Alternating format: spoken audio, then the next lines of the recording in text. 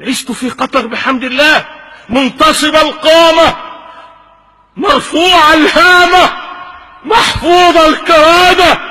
لا يستطيع أحد أن يتهمني بأني نافقت يوما في حياتي.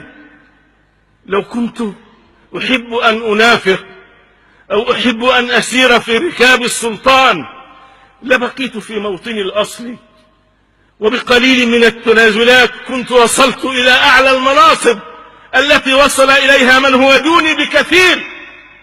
ولكني آثرت أن أحتفظ بديني وأحتفظ بمبدئي وأثبت على موقفي، وأقول للطغاة، أقول لكل ظالم جبار متحديا: ضع في يدي القيد، ألهب أضلعي بالصوت، ضع عنقي على السكين، لن تستطيع حصار فكري ساعة أو نزع إيماني ونور يقيني، فالنور في قلبي وقلبي في يدي ربي، وربي ناصري ومعيني. سأعيش معتصما بحبل عقيدتي وأموت مبتسما ليحيا ديني.